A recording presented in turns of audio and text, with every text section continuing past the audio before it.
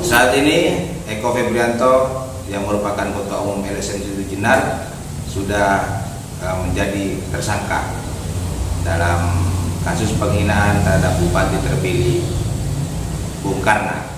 Nah, apakah Eko akan ditahan atau tidak? Simak penjelasan Ketua Umum GP Sagera Bang Ipul berikut ini.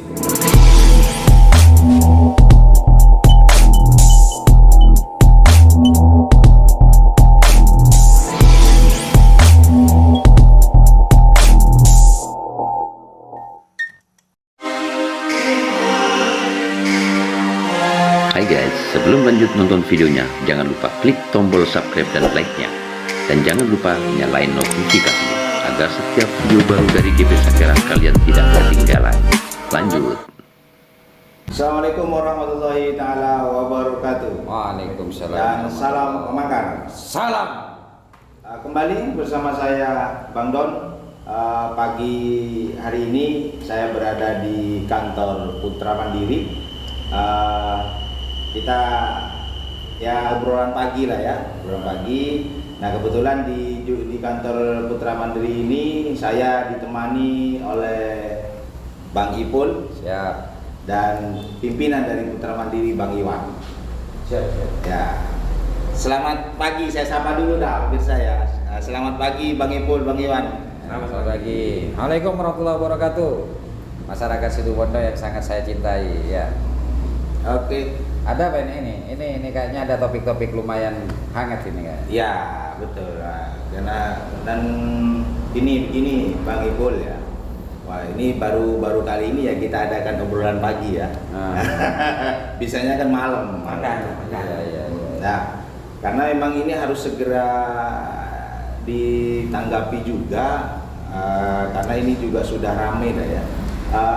Kita tahu bersama bahwa kemarin di media sosial ramai pemberitaan terkait dengan status dari saudara Eko ya, Ketua Umum LSM Situ Jenar yang sekarang statusnya menjadi tersangka. Dinaikkan menjadi tersangka.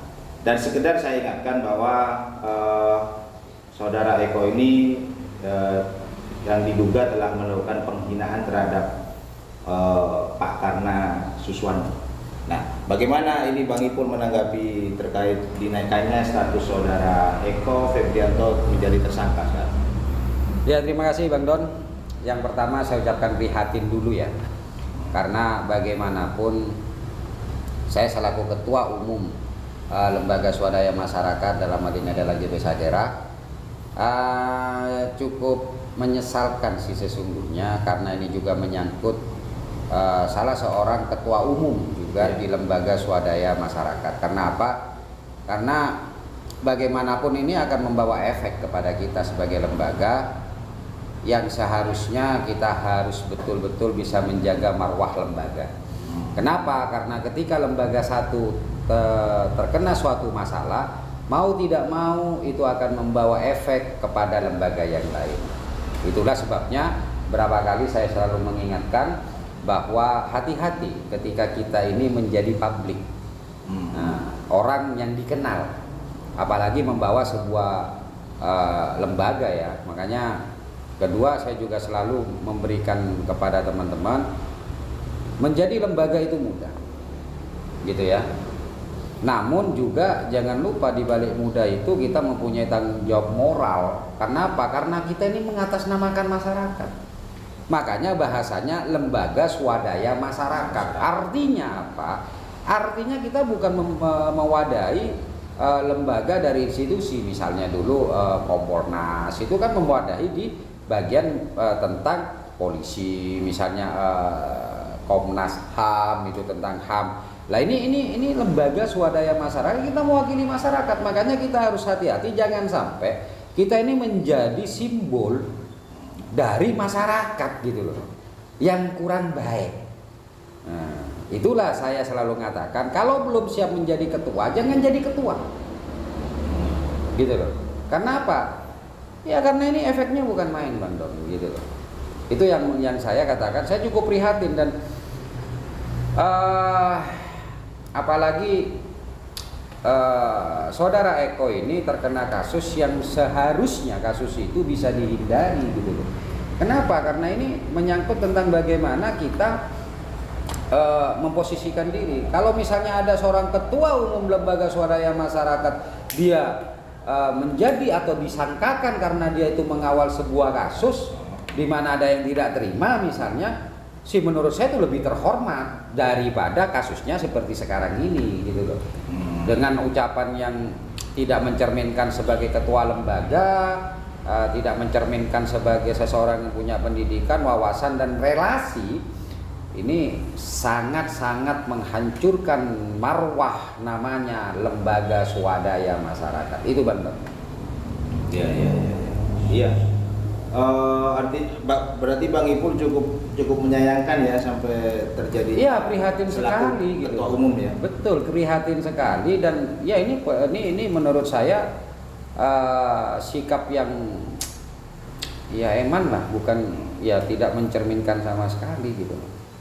Nah, sesungguhnya seperti apa sih Bang LSM itu sih gitu? Ya, lembaga, namanya kita kembali ke masalah lembaga swadaya masyarakat. Ya, artinya apa? Itu masyarakat yang berkumpul dengan punya niat tertentu, di mana itu membentuk sebuah lembaga untuk menjadi aspirasi dari masyarakat.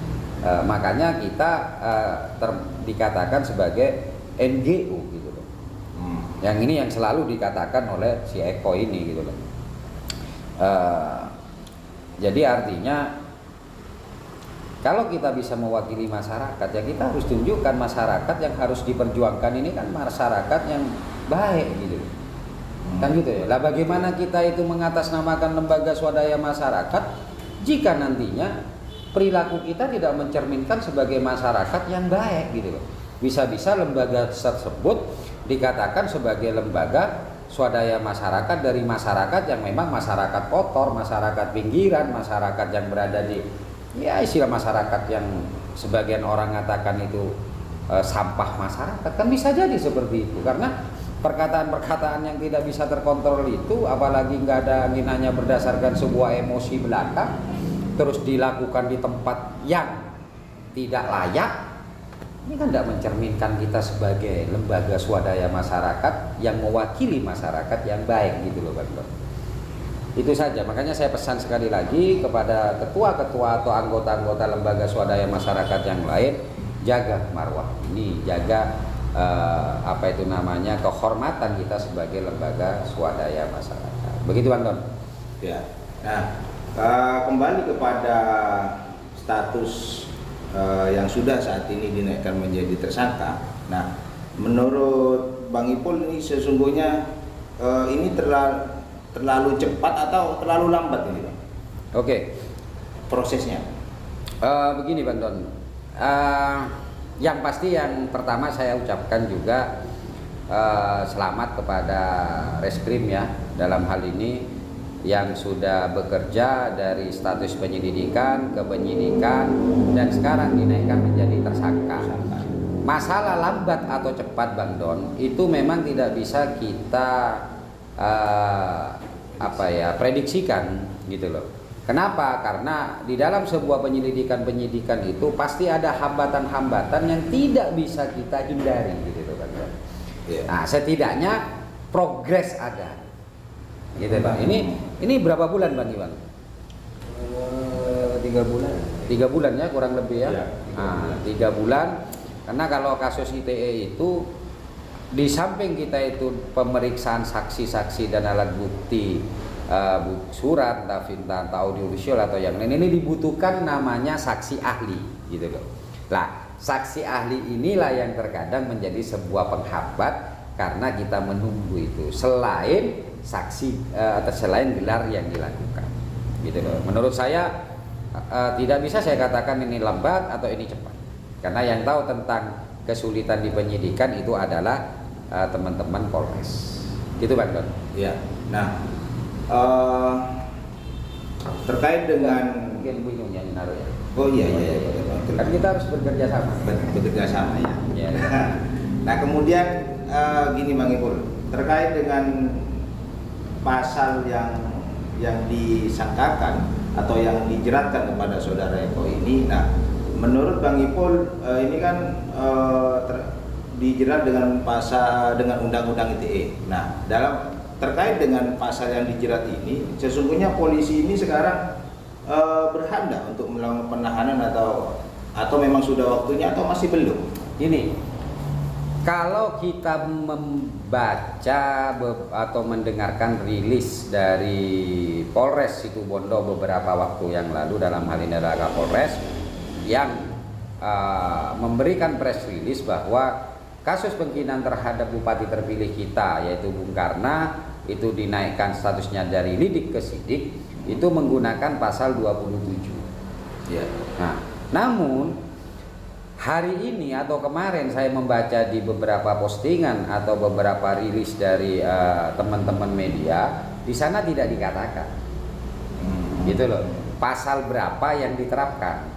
Ya. Nah, sehingga saya tidak bisa mengatakan bahwa apakah Eko itu bisa ditahan atau tidak, karena pasal yang harus dituduhkan ini tidak tertulis di sana. Nah, gitu loh.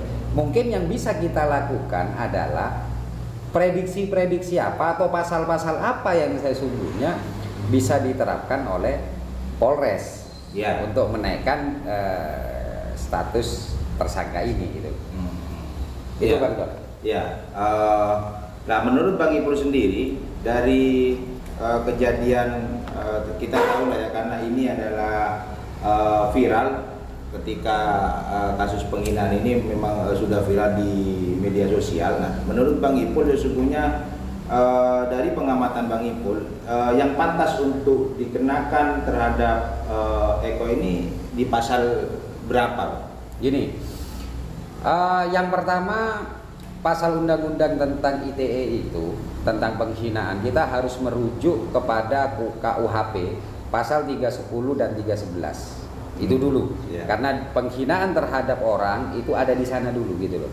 Bedanya adalah ketika penghinaan langsung, ya, artinya tidak melalui media elektronik, maka itu yang harus diterapkan adalah KUHP, yaitu pasal 310 dengan ancaman 9 bulan. Nah, artinya masuk ke dalam kasus tipiring, gitu loh. Nah, namun ketika itu dilakukan di media sosial atau yang menggunakan elektronik, maka itu bisa kita kenakan di pasal-pasal di ITE. Nah, kalau dari kasusnya Eko ini, Mas, kalau kasusnya dari Eko ini itu dasar dari undang-undangnya itu apa sesungguhnya yang harus kita terapkan, dasarnya, akarnya. Kalau yang kemarin kita jelaskan misalnya apa ini namanya tentang pemalsuan, dasarnya atau akarnya itu di 263. Lah kalau ini di 27. Jadi di 27 itu ayat 1, ayat 2, ayat 3 itu semua bisa masuk di dalamnya. Nah, gitu ya. Lah, ayat 1, ayat 2, ayat 3. Cuman persoalannya adalah kalau polisi menerapkan ayat ini, maka polisi tidak bisa menahan Eko. Karena apa? Karena ancamannya di bawah 5 tahun. Namun ini nanti saya jelaskan yang lain, bisa menerapkan itu ketika atau. Nah, nanti itu ya. Nah, tapi kalau diterapkan di sana itu maka Eko tidak bisa ditahan. Kecuali polisi menerapkan di pasal 28. Gitu loh. Di pasal 28 itu ayat 2 kalau tidak keliru ya. Mas, Cak, mana pasal 20, siapa yang menyingsingkan? Pasal 28 ayat 2. 28. Di mana ancamannya ini lebih tinggi dan polisi berhak melakukan penahanan. Kalau memang banyak di Facebook itu ya Bang Iwan ya kan, itu menanyakan, ini hanya guyonan saja, ini paling tidak ditahan. Nah, ini ya karena memang ya faktanya hingga sekarang rilis itu sendiri atau statement dari kalau nggak gitu Humas Polres itu tidak seperti rilis sebelumnya. Kalau rilis sebelumnya kan seperti rilis kasus ITE yang ada di itu kan di belakangnya jelas ada gitu loh. Iya toh. Nah, kalau yang di ini kayaknya kok tidak ada gitu loh. Artinya berarti Eko dalam hal ini tidak ditahan gitu loh. Atau saya kurang tahu sendiri apakah ini menunggu rilis dari press release ya dari Kapolres kita atau bagaimana gitu loh. Itu Bang Don, ayat 1 kita tahu sudah menjadi bahasa umum tentang masalah ITE-nya. Cuman ancamannya, ini kan pertanyaannya tentang tahanan kan? Iya. Nah, terus kira-kira polisi bagaimana bisa menahan? Maka ketika itu memenuhi di pasal 28 kalau menurut saya gitu. Pasal 28 Ayat 2. ayat 2. Apa bunyinya ya Bang? Oke, saya coba bacakan dulu ya bunyi dari pasal 28 ayat 2.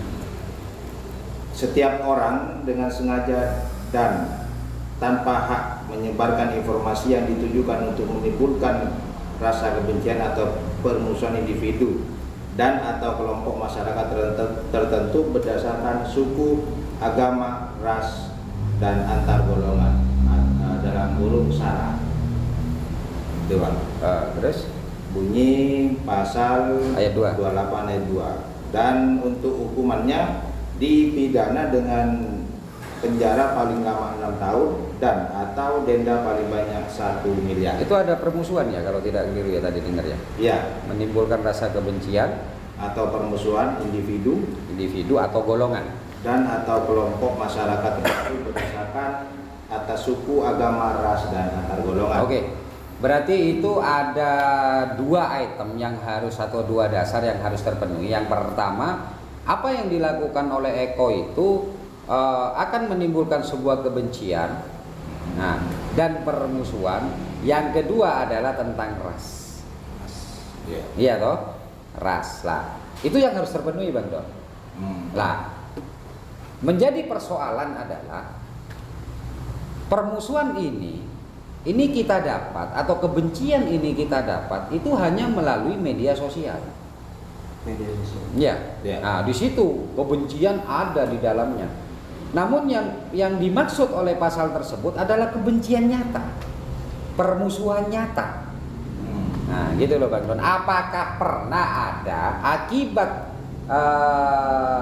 video tersebut ada sekelompok orang, 1, 2, 3 orang itu yang ada timbul rasa kemarahan sehingga menimbulkan reaksi nyata. Gitu Bang Don. Ya. Misalnya sampai mencari Eko. Ya toh? Ya. Misalnya sampai datang ke rumahnya Eko. Ada timbul rasa masyarakat akibat video tersebut. Lah kalau itu tidak ada, maka pasal tersebut tidak bisa diterapkan. Nah, ya toh? Ya. Artinya itu tetap berada di pasal 27 lagi. Nah, yang kedua mengenai SARA. Ya. Nah, mengenai SARA. Lah pertanyaannya adalah apakah ini ada SARA-nya? Ada. Gitu loh. Kenapa? Ini ada body shaming-nya. Ya. Nah, iya toh. Ini ada body shaming-nya. Karena dia menyebut posturnya Pak Karna. Nah, gitu loh. Dimana ini juga akan menimbulkan sebuah antar golongan yang memang memiliki body atau posisi tubuh yang hampir sama. Yang gesturnya hampir sama. Yang gesturnya yang disebutkan akhirnya ada timbul sebuah kemarahan pada dia gitu loh Bang Don. Ya. Nah itu. Terus yang kedua adalah SARA itu sendiri itu menyangkut tentang sebuah golongan juga. Gitu loh. Lah pada waktu kemarin kita tergolong loh ya. Kita terpisah, terbagi antara golongan yang mendukung Pak Karna dan golongan yang mendukung Pak Yoyo. Lah, golongan di sini juga sudah termasuk di dalam bagian itu, gitu loh Bang. Kelompok lah, gitu loh. Ya. Ya loh, karena ada di bagian A-nya itu ya. Iya, SARA antar golongan. Nah, gitu loh. Jadi SARA itu apa singkatan Bang Iwan? Suku, agama, ras dan antar golongan. Ada di bagian antar golongannya ini. Nah, jadi masuk di A-nya, A terakhirnya. Artinya ini sudah masuk kalau di unsur tersebut itu sudah masuk. Cuman tinggal sekarang polisi itu atau bukti-bukti lapangan itu apakah ada ya gerakan massa, gerakan nyata bahwa akibat postingan tersebut, akibat video Eko tersebut itu sampai ada rasa kebencian yang diungkapkan dinyatakan dengan sikap, contohnya mencari Eko, mendatangi rumahnya Eko, sehingga membuat orang resah gitu loh, baik dari keluarganya Eko maupun dari keluarganya ini, nah gitu loh, dari Eko keluarganya, dari kelompok yang marah dengan Eko. Itu ada atau tidak?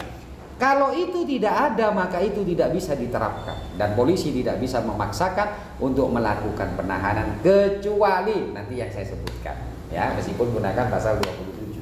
Ya, nah, tapi bukannya memang kalau saya lihat dari video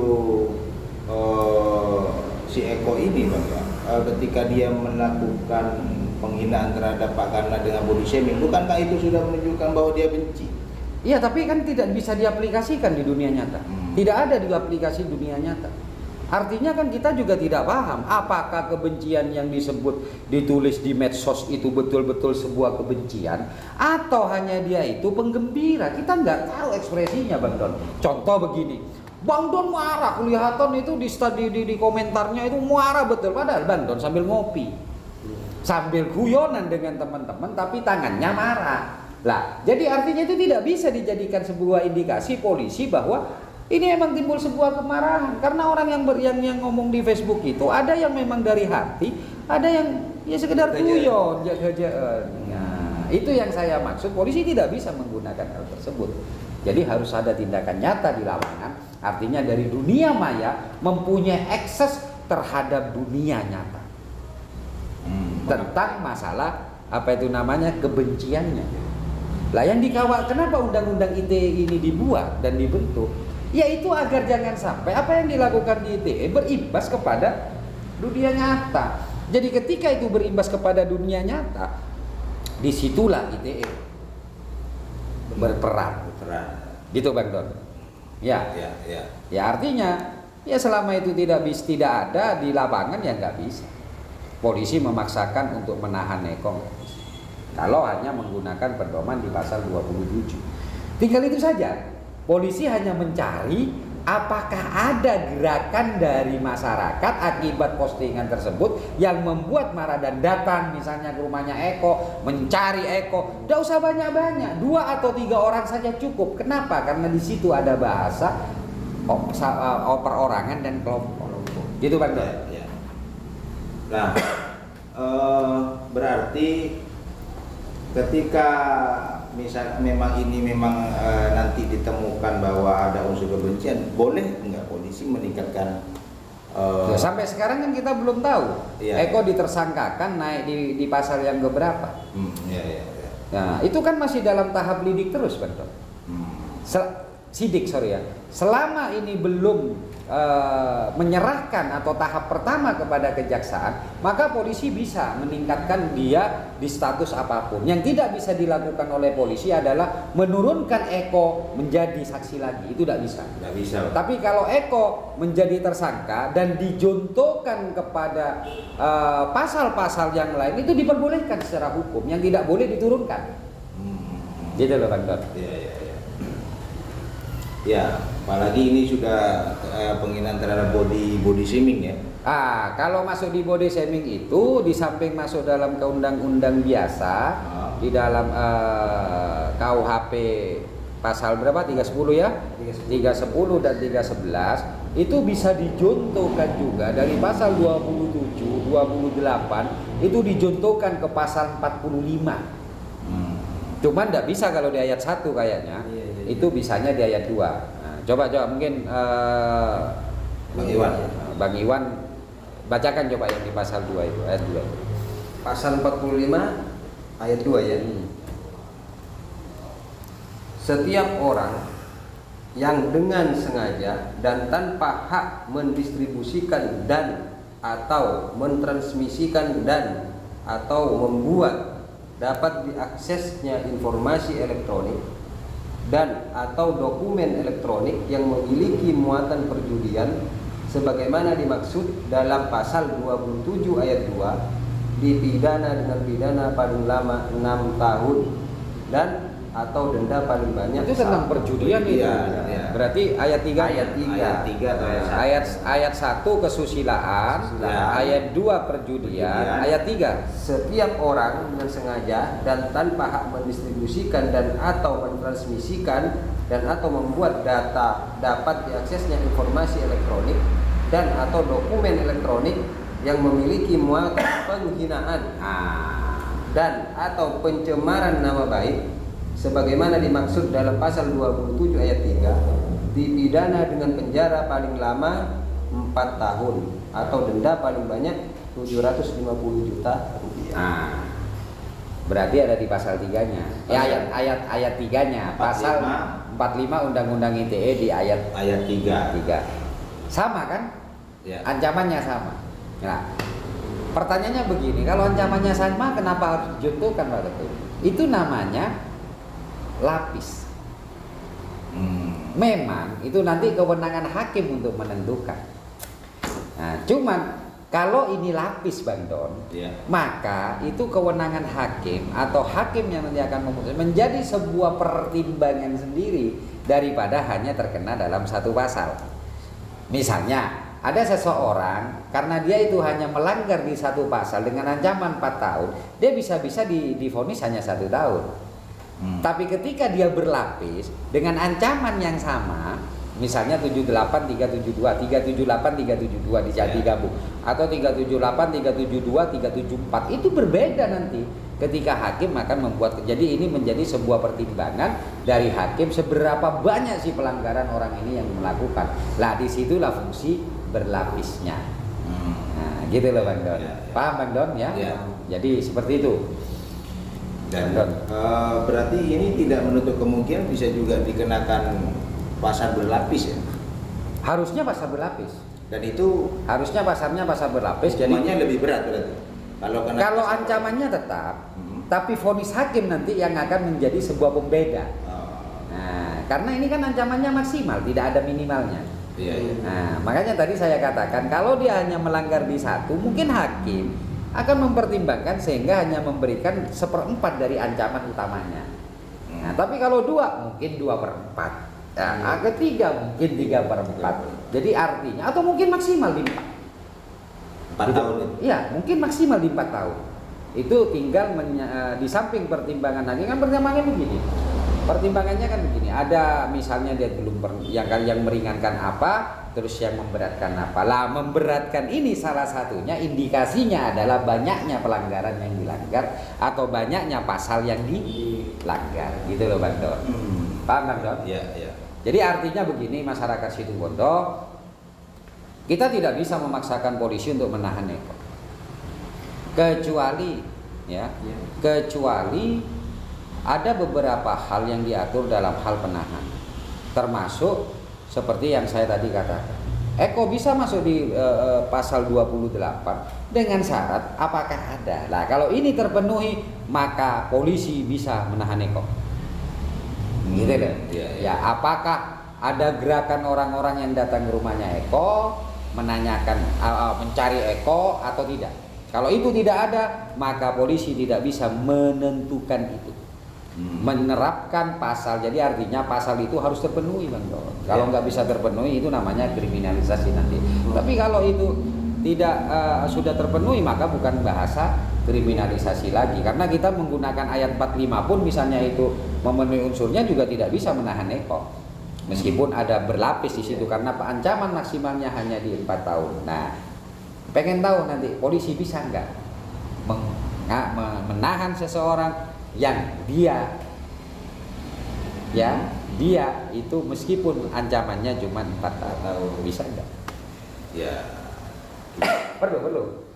Kita lihat nanti kan begitu. Enggak, perlu tahu enggak alasannya? Gitu loh. Dasarnya bisa enggak? Nah, ini juga kira-kira apa tuh? Nah, itu. Iya, kira-kira apa? Selama ini kan belum tahu ya. Iya. Jadi begini. Untuk menahan seseorang di samping ancamannya itu yang 5 tahun. Ya. 4. Enggak, yang di atas 5 tahun. Oh, yang di atas 5 tahun. Yang menahannya. Itu juga ada faktor-faktor yang lain. Karena apa? Karena menahan seseorang itu hak subjektif dari polisi. Iya. Ya, untuk apa? Untuk mempermudah. dalam pemrosesan, ya. Atau pasal-pasal tertentu di mana pasal-pasal tersebut itu diberi keleluasaan untuk polisi menahan meskipun ancamannya di bawah 5 tahun. Saya ambilkan contoh di 351 penganiayaan. Ayat 1 itu ancamannya cuma 2 tahun. Tapi polisi berhak menahan. Kenapa? Karena dikhawatirkan itu perangai jelek. Dia bisa menganiaya orang lain. Nah, gitu loh, Bang Don. Pak, maksud saya Bang Don, ya. Nah, jadi polisi berhak, ada hak di situ meskipun ancamannya di bawah 5 tahun. Nah, yang kedua adalah ketika polisi itu takut, khawatir kalau orang yang dimaksud itu melarikan diri, kabur ya. Maka polisi berhak untuk melakukan penahanan tersebut dengan istilah pengamanan. Tapi penahanan tetap harus ada penahanan. Apa alasan subjektif yang bisa dilakukan? Karena dia takut kabur. Maka ketika dia itu kabur, iya toh, maka ketika dia itu kabur, ini akan memberikan pekerjaan lain kepada polisi untuk mencari, karena dia tidak punya, bisa dikatakan bahwa orang ini ada dua nanti yang bisa diprediksi sebagai subjektivitas dari polisi untuk melakukan hal tersebut. Itu yang pertama adalah orang ini akan menghindari hukum, iya toh. Nah, yang kedua bisa jadi dia akan menghilangkan alat bukti. Alat bukti. Kalau dia kabur itu bisa kan dia menghilangkan alat bukti. Karena apa? Dia sendiri sebagai alat bukti. Dalam 184 itu kan sudah dijelaskan di poin yang kelima, keterangan terdakwa. Jadi dia itu salah satu alat bukti. Maka ketika dia itu kabur, polisi itu berhak, ya toh, menangkap. Kalau kabur. Nah, kalau khawatir kabur kan banyak tahapannya. Ya, contoh begini. Apakah dia itu selama proses lidik sidik dia itu kooperatif dengan polisi apa tidak? Itu juga jadi bahan. Jadi bahan, karena itu nanti bisa menjadi bahan polisi. Apakah orang ini keraguan kan harus ada alasan, ada reasonnya. Lah, selama dia proses lidik dan sidik dia kooperatif, tidak pernah menunda dengan alasan apapun, misalnya yang diperbolehkan di dalam undang-undang, misalnya sakit. Kalau sakit sih dimaklumi, gitu ya.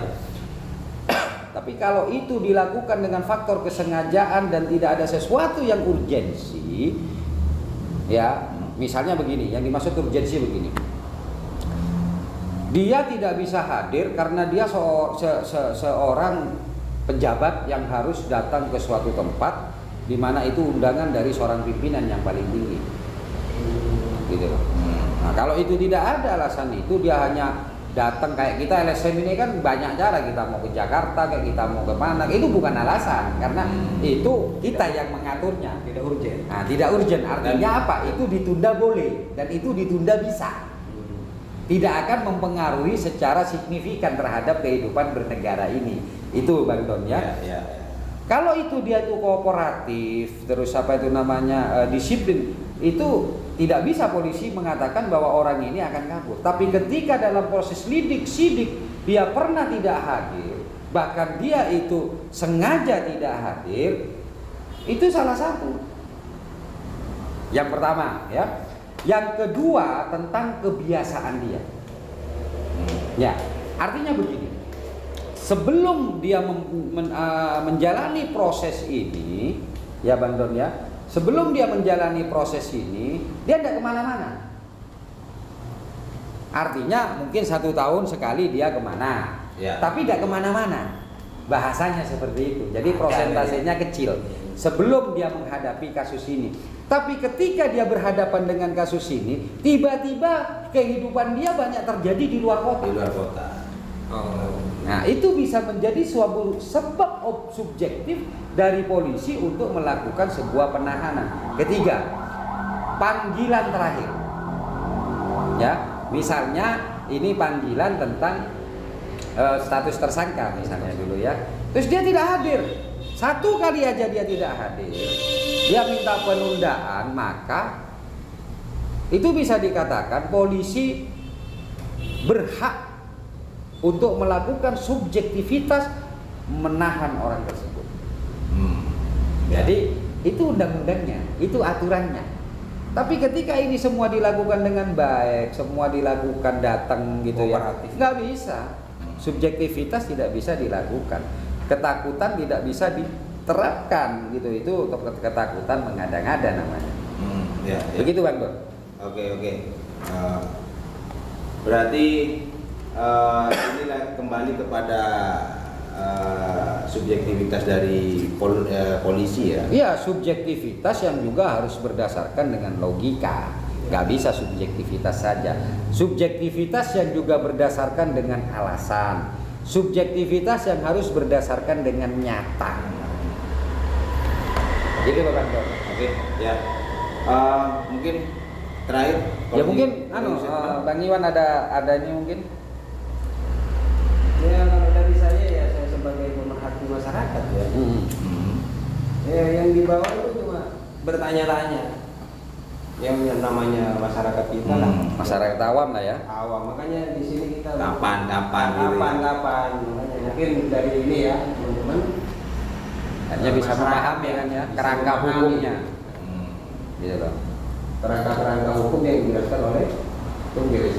Ya, memang betul banyak masyarakat yang bertanya bahwa ini kapan atau kenapa ini kok nggak di penjara, nggak ditahan gitu, tanpa alasan yang nyata. Saya namanya masyarakat kecil Iya.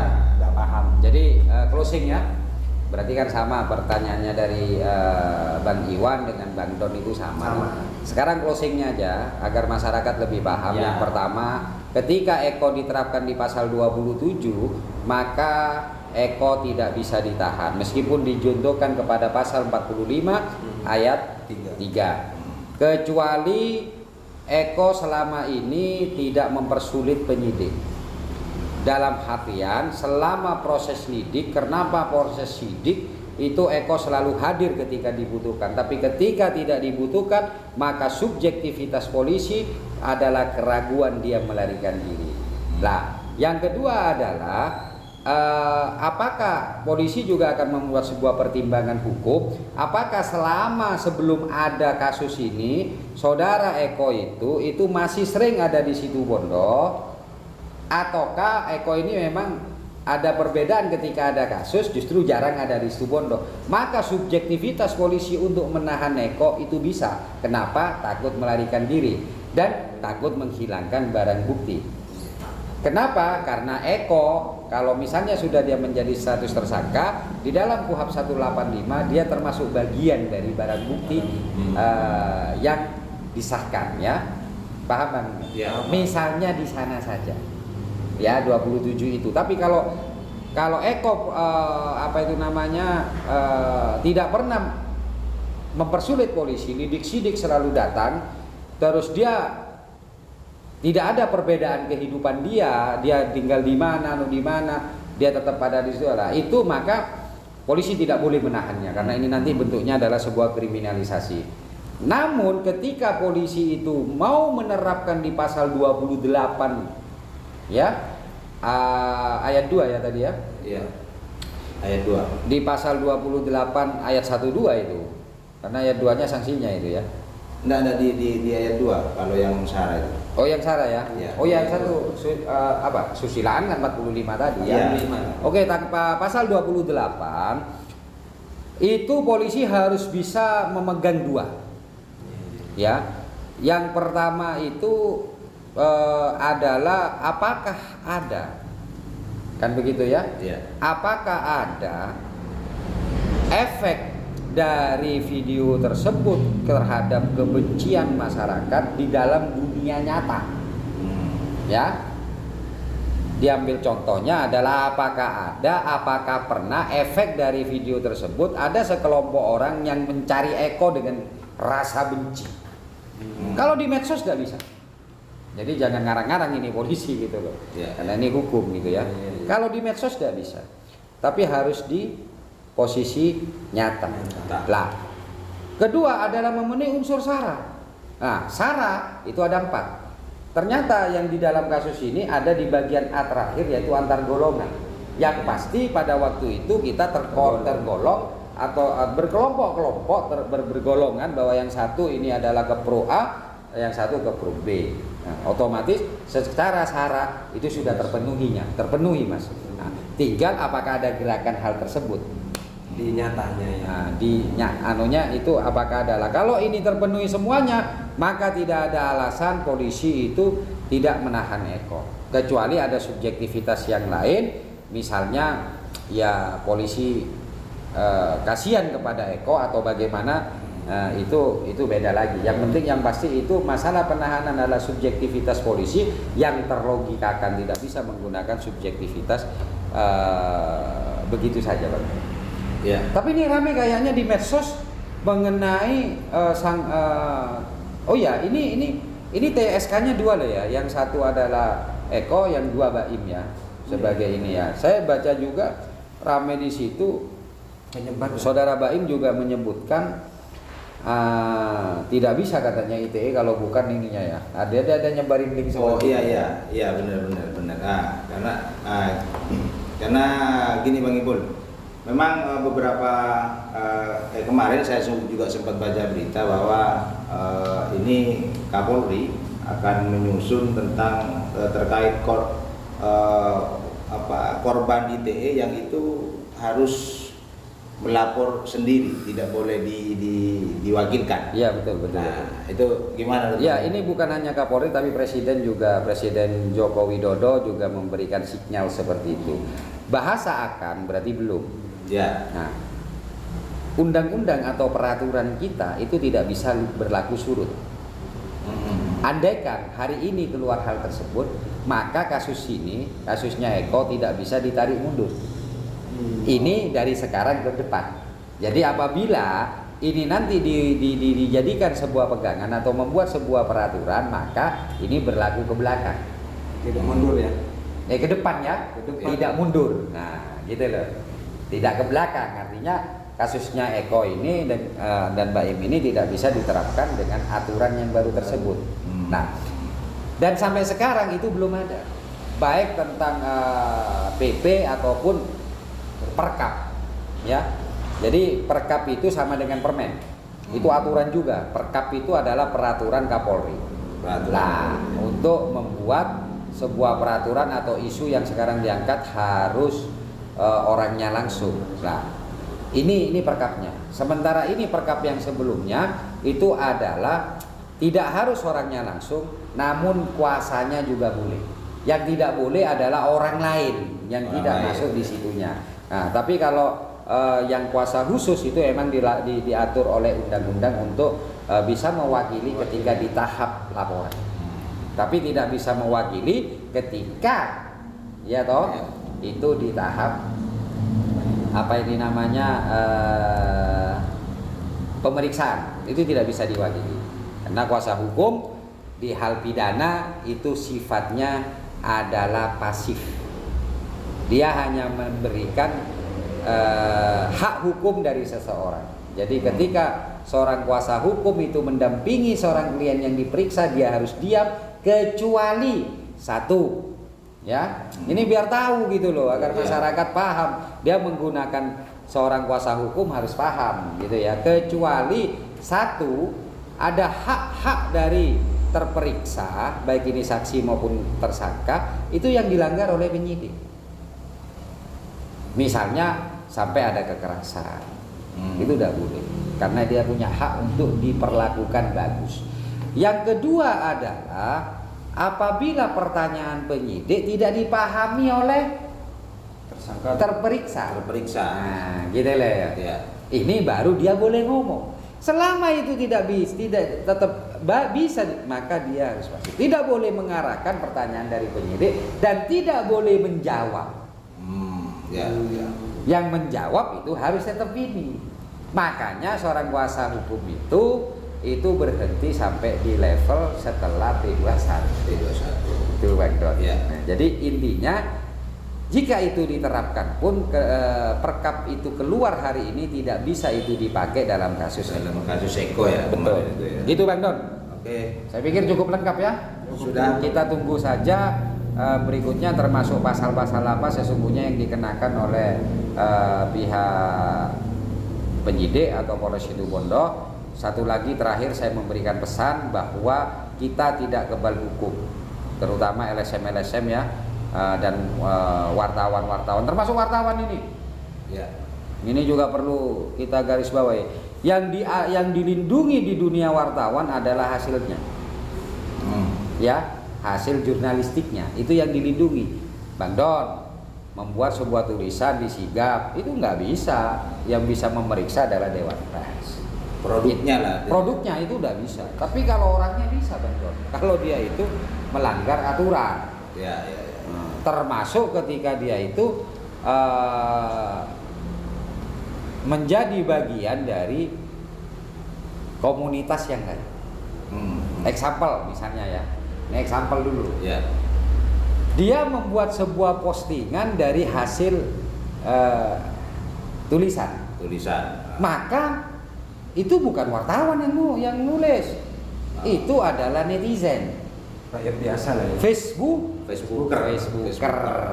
Kalau dia di Instagram, apa jawaban Instagram mungkin ya, saya tidak tahu ya. Nah, jadi bukan lagi seorang wartawan. Nah, kalau dia juga ngupload di YouTube, maka dia YouTuber, bukan lagi wartawan. Dan ketika itu menyinggung, ya toh, seseorang, maka orang tersebut itu sudah lepas dari kewartawanannya, kecuali kalau dia itu wartawan tulis, dia di tulisannya itu ada yang menghina, merasa ada orang yang terhina atau merasa orang itu udah bisa. Makanya hati-hati, terutama saya tim Esvan ini, kalau misalnya membuat sebuah statement, kalian tidak terikat sampai ke dunia netizen. Tiba-tiba aku bertulisan di sana pas menghina seseorang ini. Jadi intinya hati-hati, kita tidak kebal hukum. Terutama lembaga swadaya masyarakat, tolong jaga betul marwah ini.